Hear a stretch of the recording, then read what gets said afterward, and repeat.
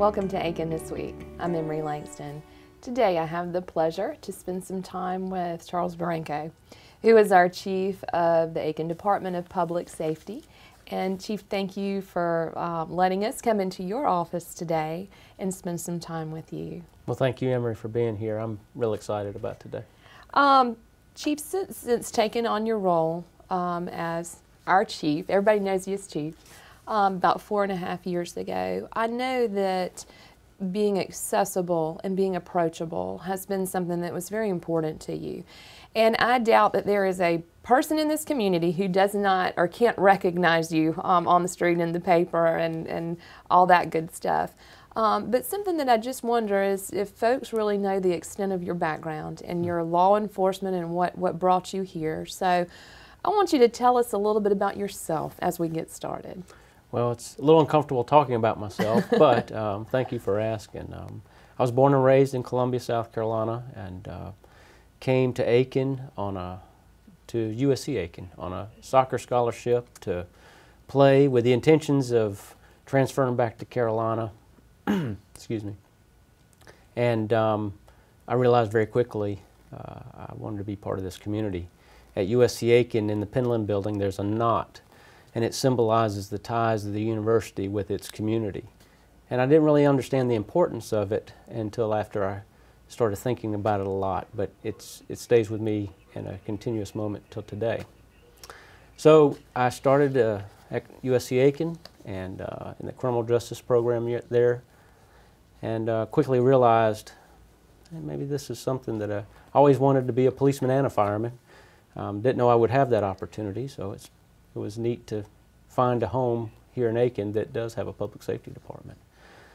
So as I went through my career at USC Aiken, I also participated in their security force there. So that was really my first job in law enforcement as a security officer at USC Aiken, and did that for a short time before I was fortunate enough to be hired by the Aiken Department of Public Safety, where I spent about 8 years on the road, then transferred into the Community Services Division, worked for the Special Services Bureau, which handled the traffic unit, the Bloodhound tracking team, VIP security, warrants, extraditions, all the other stuff, and rose to the rank of sergeant in that division, and had an opportunity to go to the sheriff's office and spent about 6 years at the Aiken County Sheriff's Office, where I learned a lot.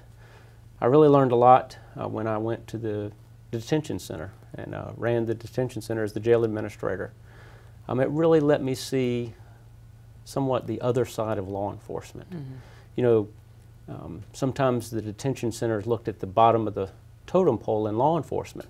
However, I submit that it's the foundation. Sure.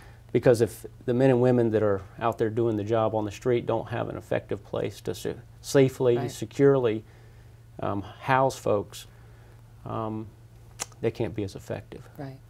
I also saw the hurt, the worry, the families, the children, all affected by that. And it gave me a very unique perspective, and one I think helped prepare us for safe communities. Sure, absolutely. You've really run the gamut in your career with having time on the road and with the tracking team, and all of that experience just kind of to culminate to bring you to Chief of our Public Safety Department. So starting off in Aiken and fell in love. That's a story we hear a lot, so we're just very pleased that you're here and fell in love with our town early on. Well, I'd be in trouble if I didn't mention that's at USC Aiken is also where I found my wife. So. Well, there you go. A good reason to stay in Aiken. And looking back over, you know, growing up in Columbia and coming to USC Aiken, and just as you know, you've taken this journey. Who has had the biggest impact on helping to shape, you know, who you are right now? Of course, I had, you know, many mentors through, you know, school, elementary school, high school, my soccer coaches, men that have mentored me in trying to do the right thing. But when I met Chief Carol Busby here, he really showed me how all that comes together, and his fairness, his commitment to this community, his vision to do the right thing all the time. And that's easily said, but it's very difficult to do. And so his continued commitment to that was a huge impact on me. He's a very pillar of our community, and a wonderful mentor. Yes.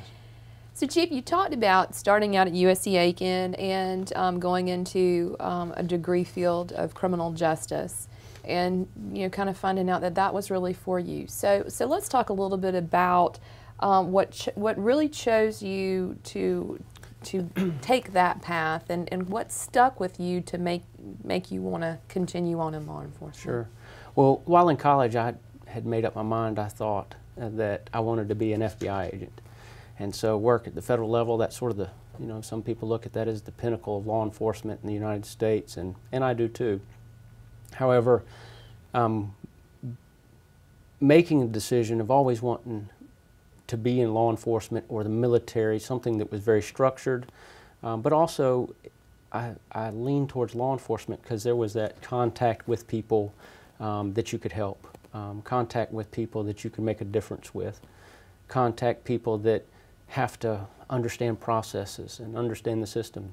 Criminal justice system is very cumbersome. I work in it every day, and it becomes confusing at times. And so being able to help people work through that was something that was important to me. As I said, I had an idea I wanted to be an FBI agent, and so I got on here at Aiken Public Safety and realized the importance in developing relationships and working with the community. And I said, oh no, I think I can make a bigger difference here in our local law enforcement, and so that's why I've stayed in our local law enforcement. Very good, and the story continues. That's right. Well, this is a question that I've heard numerous times from folks in our community. Is the question of our Aiken Department of Public Safety being a Department of Public Safety, and how that differs from a police department. Sure. So can you talk to us a little bit about that framework? Right. Well, actually, the last time I was on the show, Chief Busby, I was with him talking about the history of public safety, so I think it goes right on into it. Public safety is, and there's many different iterations of what public safety looks like, but what it looks like here in Aiken is we are a full-service fire department and police department, but we've combined and tasked our officers to have dual certification in both police and fire to best serve our citizens. It's the inception of public safety in Aiken was in the late 50s, the 1950s, and came to fruition in July 1st, 1977. And so we've been a full-service public safety department since then. And there's been some evolution with that. Sure. When I first came on to public safety, I spent half my time in the fire station and half my time out on the road. Now we have driver operators that stay in the fire station, and the public safety officers are still certified in firefighting, and they respond and act as our firefighters when we have a fire. Of course, the primary component of their job is law enforcement. That's what they do the most of. But we have to stay focused on the training, right, and making sure they're efficient in it. And if there is critics of public safety, that's where people say it is a lot of training, and it is a lot of what we ask of our folks. Sure, and that is extensive and ongoing, That's right. but so very necessary. That's right. To be cross-trained. Can you talk a little bit about how the department is structured as far as other divisions? What you have here? Here we it's broken down in our budget as I'll speak about it. It's our administration division, which handles so many different things. It handles accreditation, the hiring processes, the policy makers, internal affairs, dispatch center, our records bureau. So there's a lot of, our training component is in administration. So there's a lot of components of that. The next division is our patrol fire division, which is our largest division.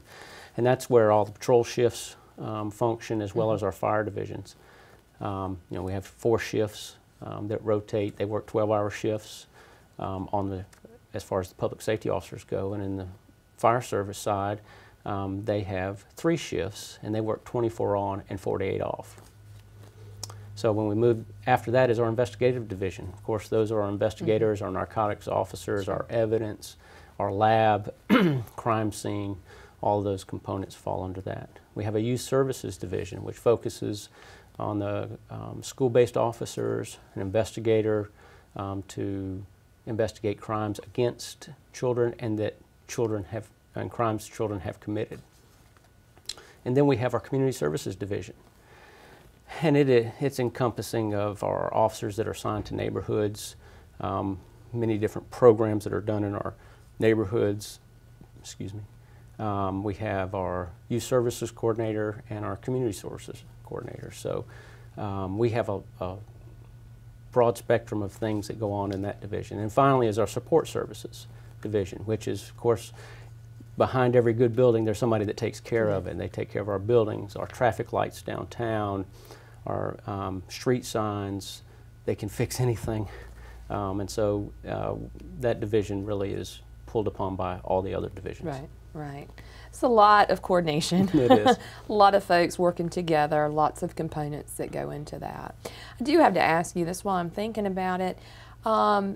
Throughout our state, in our conversation about the difference between a police department and public safety and what that is, how many other departments in South Carolina function as a public safety? Sure. As I mentioned before, there's many different iterations of it. And you see a lot of college campuses call themselves public safety department because they want to, do more than just law enforcement. But according to Michigan State University, who does a study on police consolidation and shared services, there's 9 public safety departments in South Carolina. And I'm familiar with most of them. And the one that probably looks the most like what we do here in Aiken is our sister department in this county is North Augusta Public Safety. So and some of those departments are phasing away from public safety, but there's always there's a new department that we're working with now in South Carolina that's trying to combine their services. Sure, sure. So much to take into consideration, and as we're talking today, and you talk about the complexity of the divisions and the departments and what really does make up Aiken Department of Public Safety.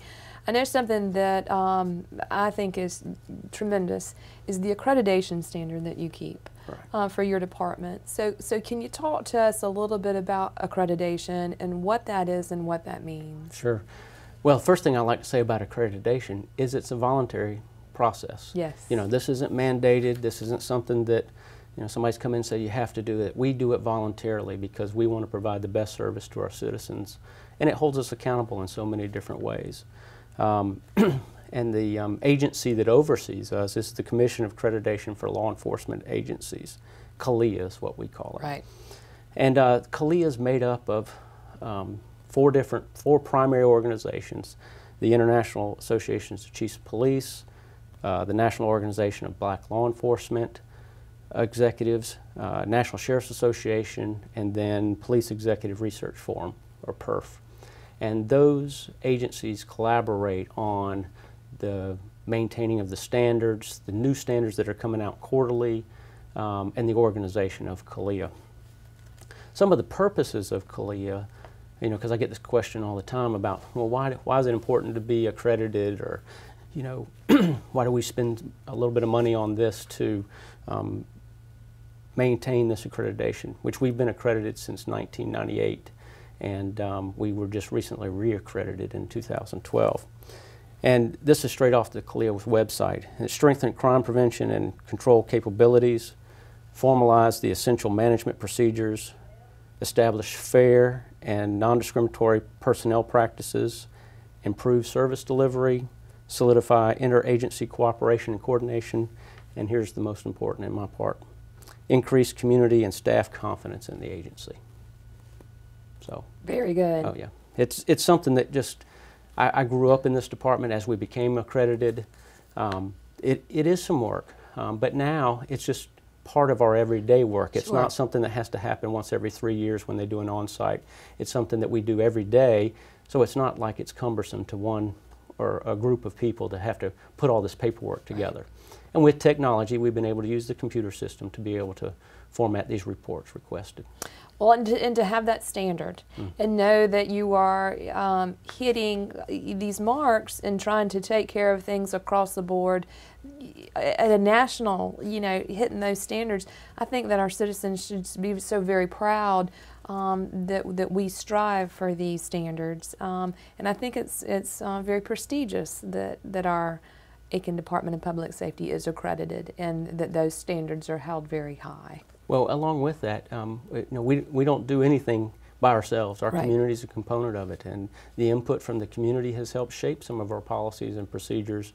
But it is the reports that are required through accreditation helps us maintain our transparency, helps us maintain accountability not only to our community but to ourselves, and holds each other accountable. Yes, I know that accountability is very important. I know It that is. the community component is also very important to you with your philosophy of being the leader of this department.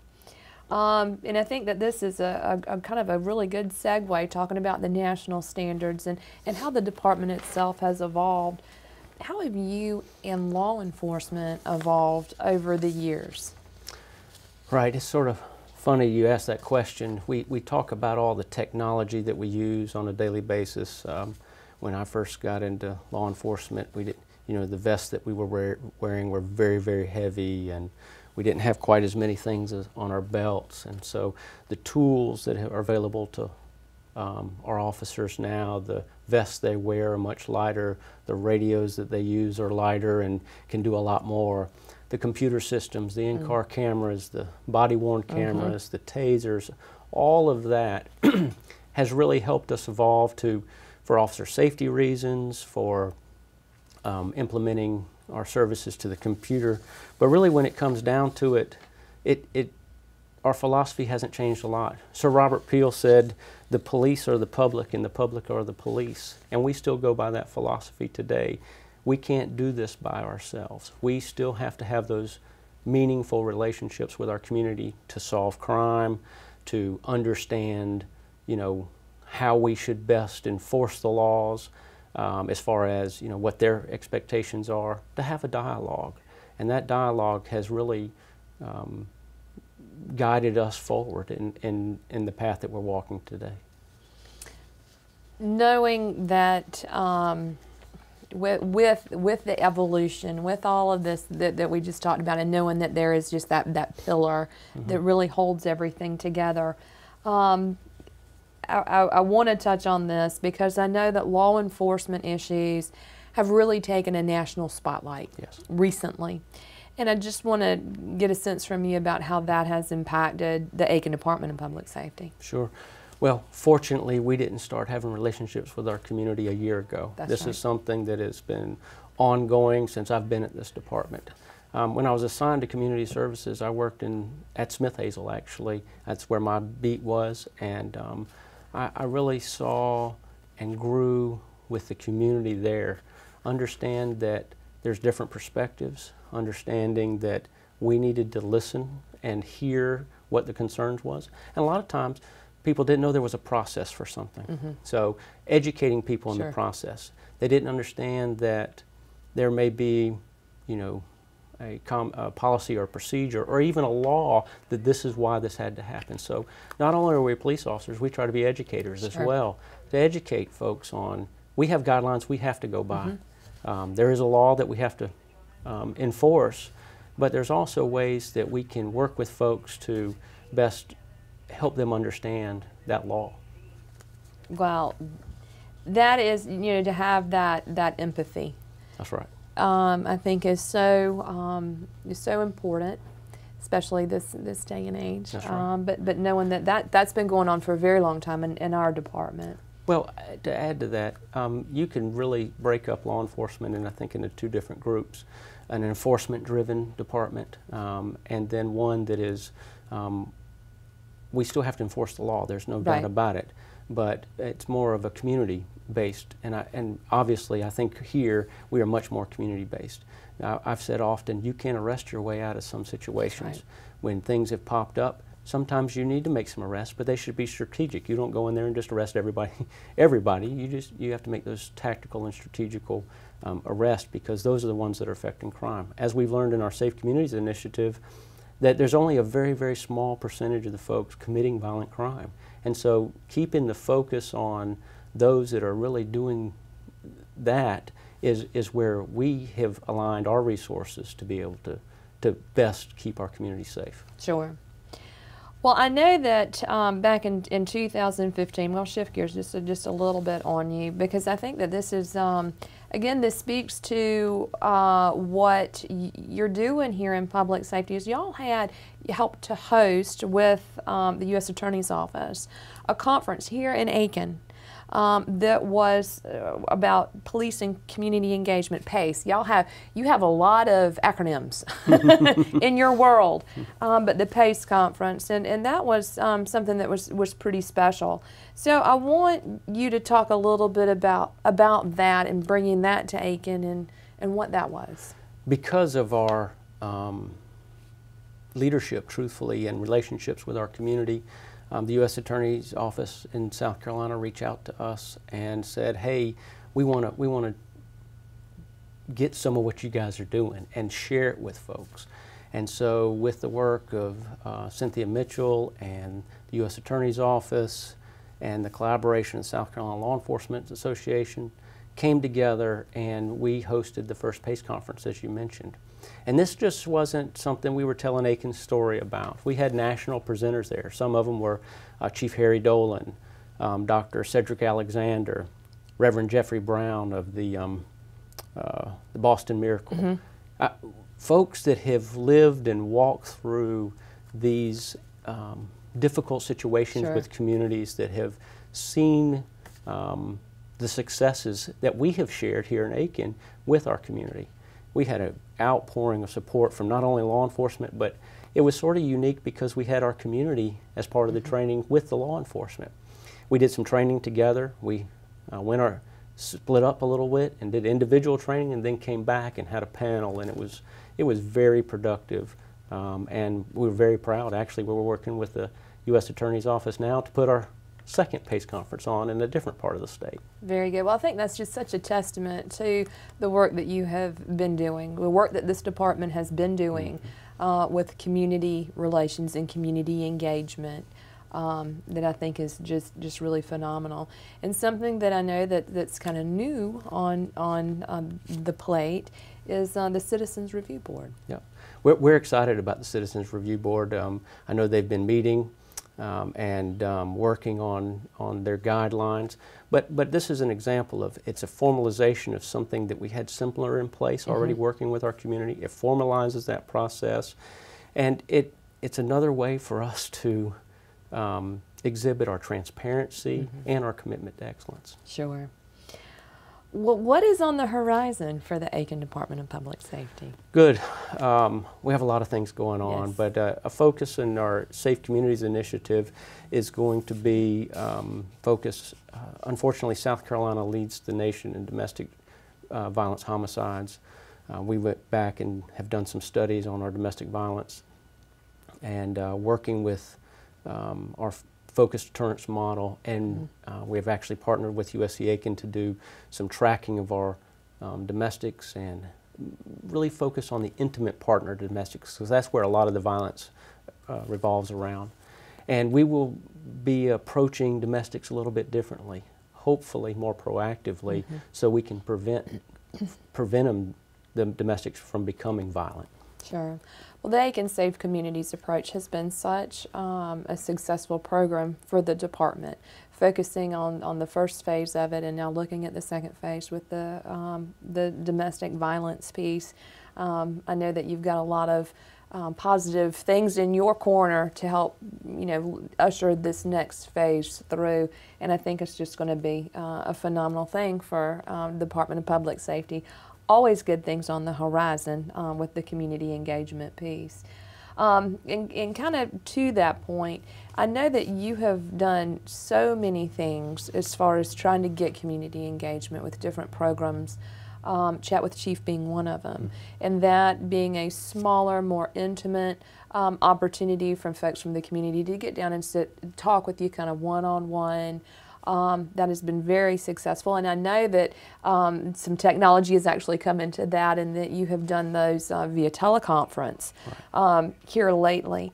But I want to pose a question, and this is something this was a question that recently came from a community member that was posed to you, and I want to ask you this question and get your take on this. Sure.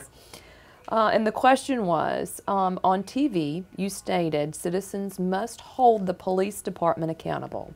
What does that look like in the face of citizens' civil rights being violated and excessive force being used against them, and you fear if it's your child, your husband, or a stranger? I've been very honored to have men and women come in here and make complaints. Sometimes they sound horrific, or either it may be a simple complaint as, a rudeness or something to that effect.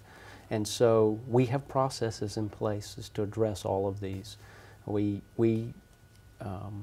hold true to these processes. We have reports out on these processes, and we are human. We make mistakes, and so for us to be able to have, I hope our community has the confidence in us to continue to come in here and voice those concerns. A lot of times, as I explained, it's a matter of, well, this is why this citation was issued, or this is why we couldn't make arrest on this case. And so understanding the law or the processes that we do have in place. Sure. But we want people to feel free, even if they don't come into this office, to make complaints. There's ways to make complaints over the telephone. There's ways to make complaints through our internet. There's ways to make complaints, just by something in the lobby that's out there. You can do that many different ways, and you need to know that there is no repercussion. There is no, Right. You have a right to make a complaint. We are going to look into it, investigate it to the fullest, and then implementing our Citizens Review Board, and there will be a review process over Sure. those complaints. Sure. During your time, I know that you've had many what you call courageous conversations, and I just applaud where you go with that, wanting the transparency, getting involved with the community. I think it's just a really tremendous effort on the part of the Department of Public Safety, especially given the light of situations that happen across our nation that we hear about. It is so wonderful to know that we're ahead of the curve. That's right. And that you're constantly looking at ways to improve communications and what we need to be doing. And I think we should be very thankful for the men and women in your department who protect and serve every day. And well, it goes back to what I quoted Sir Robert Peel on. We cannot do this job without the community. The community, we learn something from the community daily, and so we have to have this collaborative effort. It is not intended to work on us and them. Sure. It's together. Absolutely. Well, as we're coming to a close today, is there anything that that we haven't touched on that you want to speak about as we're wrapping up today? I don't want to sound like a broken record, but it is. We cannot get this job done alone. We have to have this community, whether it's providing information on a crime, whether it's a perspective that we're not addressing, in what the community feels in an appropriate manner. Of course, we have limitations. There's a member of our department that says, get in where you fit in. That's right. And you have to figure out where that is. Chief Brown from Dallas said recently that, we ask our law enforcement officers specifically to do too many things. And so keeping that guideline, keeping in our lane where we're supposed to be is important, and then the community understanding what that lane is. And working together, there's a bright future here, because that hard work, those courageous conversations, is just going to lead to a better tomorrow. Absolutely.